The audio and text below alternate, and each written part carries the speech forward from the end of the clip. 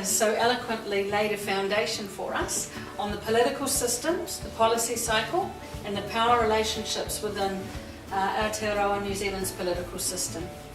My aim is to now build on that, exploring further the relationships of these systems and to introduce other players within social work practice, highlighting influences that exist to shape social policy.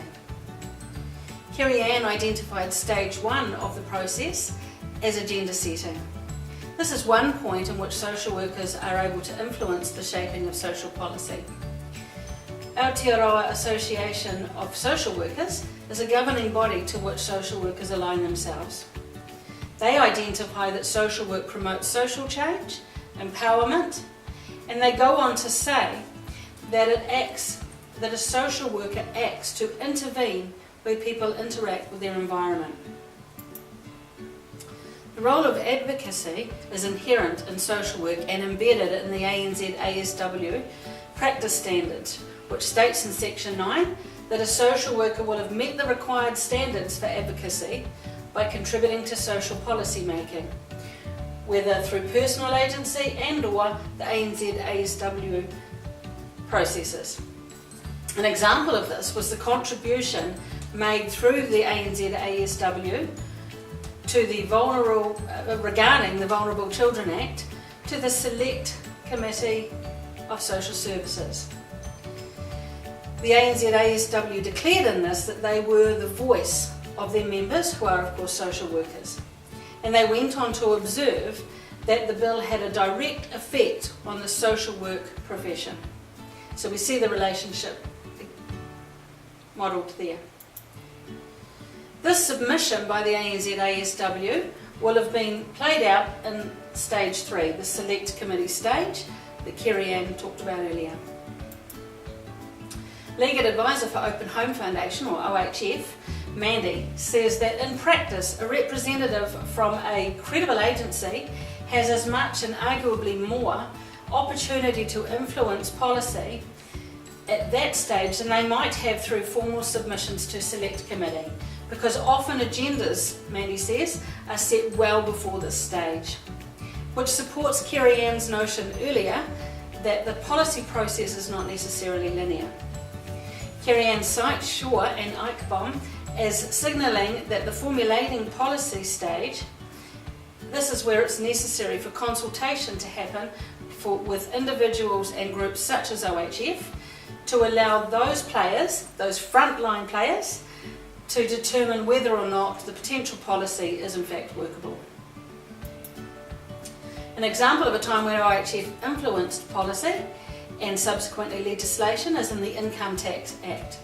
We see here that in the Income Tax Act of 2007, it states that payments for foster care under section 363 of the Oranga Tamariki Act are exempt from taxation because OHF argued it wasn't income. Oranga Tamariki in their Act of 1989 identified that a child and family support service is duty bound to ensure that a caregiver receives adequate financial support to meet the reasonable needs of a child in their care. So in this example we see that the tax exemption for foster care payments was argued to be necessary to uphold the rights of OHF's client, in this case the foster parents, to enable them to receive adequate distribution of resources. And this of course will influence better outcomes for the child in care. We also see the interaction of the various systems in play, so that in this one we see the economic system working with the social system. So we see social work influences the allocation of resources, it responds to the needs of the most vulnerable. We suggest, or Mendes suggests, that social workers can remain neutral or apolitical, but this encourages a sense of mediocrity and the status quo. Social workers have a responsibility, says Mendes, to represent their clients in the development of social policy. The 1840 signing of the treaty provides, according to Ruka, a tangible BC AD moment a demarcation line between who New Zealand was and what she has become. So Kerry Ann identified that the 1840 signing of the Treaty of Waitangi was intended to establish British sovereignty in exchange for a guarantee for Māori to enjoy undisturbed possession of their land and resources. Ruka invites the reader to consider that in fact there are two versions of this. One is the Treaty of Waitangi, the English version, the other is Te Tiriti o Waitangi, the Māori translation. And a debate continues as to what was the intent of this agreement. Ruka goes on to point out that the treaty is not only embedded in our history as a nation, but it's embedded in the history of the church within our nation. And it's also therefore embedded in the history of our social policies and legislation.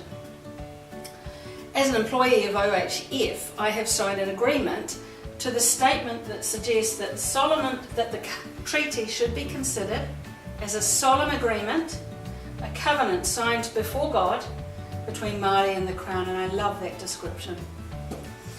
We see in the book of Isaiah how God regards covenant. We see him stating that regardless of our troubles, his covenant of peace will never be removed from us. So we recognise that God is a covenant maker and he's a covenant keeper. Mulholland talks about the three articles of the treaty being interconnected. Article 1, power and authority, was intended to allow British sovereignty over British subjects.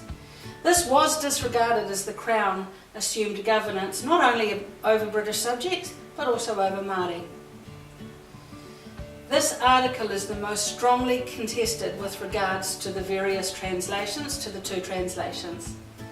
The 1863 New Zealand Settlement Act contributed to the confiscation of Māori land for the betterment of colonials. And in this, I suggest it does not signal the adherence to the intent of the covenant. Article 2 relates to power and the protection of resources and culture. And if implemented, Article 2 would have ensured Māori power, resources and tikanga were protected. Colonial practices of physical discipline influenced the Native Schools Act of 1867, which saw disciplinary practices introduced and Māori children forbidden to speak Te Reo Māori. In this, Māori tikanga or culture was in fact not protected. Article 3, which relates to equality, the lack of adherence to Articles 1 and 2 mean that the social equality which Māori believed was being offered to them through Article 3 was arguably not realised. Political ideology, Mulholland suggests, will shape the individual perspective as to whether or not Māori enjoy equality today. From a social policy perspective, Hoa Te Atatu, or the Daybreak Report, was commissioned by the then Minister of Social Welfare in 1988 to establish how the Department of Social Welfare was responding with regards to a Māori perspective. The committee found that social welfare institutions, and indeed the courts, have a clientele which is predominantly Māori. So in this, according to Graham Cameron, we see the indication that 30 years on from that report, the recommendations made within it have not been fulfilled. An example of where social work interacts with Te Ao Māori is the practice of whāngai. So whāngai, Keane explains, is the custom of a child being raised by someone other than their birth parents. Whāngai differs from the European ideas of adoption or foster care, which is steeped in privacy. The decision to whāngai a child is a community decision, with the child having full knowledge of their birth parents. And it's also said to be practiced for a number of reasons, some of which include the enhancement of whanaungatanga, which is whānau connectedness, but also to address the idea or the notion of land inheritance or succession.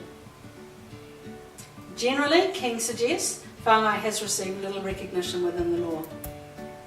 So legislation which has and continues to influence whāngai include 1881, the Adoption Act, which did not impact the status of whāngai. So in this, whāngai remained acknowledged within the law.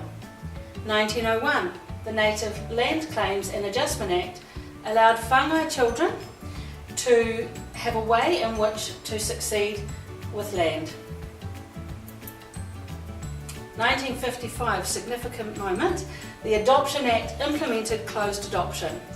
This meant that whāngai was no longer recognised within the law, and the recommendation or the requirement was that all connections to biological whānau were severed, regardless of the child's culture. And I suggest that in this, the Act was discriminatory and did not reflect the principles of te tiriti. In 1993, Te Ture Whenua Māori Act provides for whāngai children to succeed in land, bringing some legal recognition. ANZ-ASW recognises a responsibility to Te Tiriti o Waitangi and outlines in Section 1 some principles including that Te Tiriti o Waitangi is a required subject for social work education, that members are required to understand tangata whenua perspectives and avoid imposing monocultural values on tangata whenua, and that monocultural control over power and resources should cease, allowing tēnā rangataratanga, tiratanga, or self-determination, which speaks to Article 2 of the treaty. So what are the implications of all of the above on social work practice? So implementation, which Kerry Ann identifies as stage 4 of the policy process, is another point in which the relationship between social policy, legislation and social work comes alive. Actors within the implementation stage include government departments, so that is the Justice Department, the Ministry of Education, o Rangatamariki. Some examples of the next group would be the non-state providers or the NGOs, non-government organisations, include the likes of iwi organisations, Ngā Pui Iwi Social Services and OHF. Social workers at the front line are not only influential in policy formulation, but also in implementation and critical evaluation of the success or otherwise of policies implemented. It's here that we see the integration of faith-based services such as the Salvation Army in their State of Nation report. So this is used as a barometer to measure the outcomes of various policies, providing critical evaluation. Social workers are not only obliged to uphold the law, they're also bound to various codes within governing bodies, both domestic and international. And some examples are the United Nations, who in 1948 produced the Universal Declaration of Human Rights. New Zealand, as a signatory to this declaration, now require that social workers uphold the rights outlined in this document. Marshall explains that while the UDHR, the Human Rights Declaration, is not legally binding, it is used as a point of reference as to whether or not there has been a breach of human rights. Social worker practicing within the justice system will need to know that Article 3 of the UDHR defends the right of each person to have security of person. They also need to know that Section 59 of the Corrections Act allows a prison manager to relocate a prisoner who feels that their safety is threatened. Knowing that information will help the social worker better advocate on behalf of their client.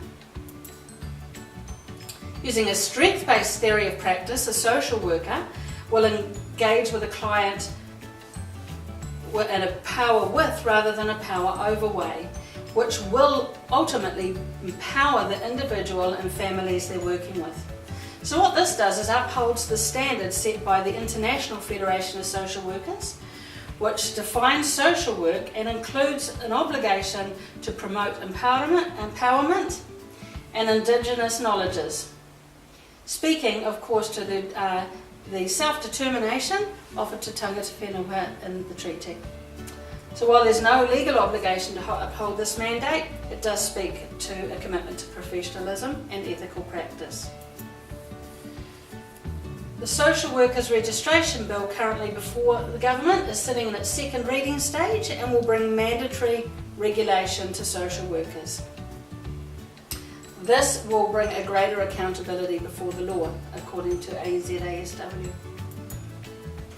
Sherwood tells us that we need to respect other worldviews and faith perspectives, and he suggests that it is always okay to demonstrate the gospel when it's not appropriate as a social worker to declare it. ANZASW Code of Ethics warns against allowing our own religious convictions to override a person's right to independence. Social workers are bound to uphold the law, influencing policy when laws are oppressive or unjust. This seeks to outwork the biblical mandate to act justly, to love mercy and walk humbly. Kerry Ann and I contend that this is, or at least should be, true of all social workers, but how much more so when what we're doing is an offering to God. Thanks for the opportunity to present our findings to you.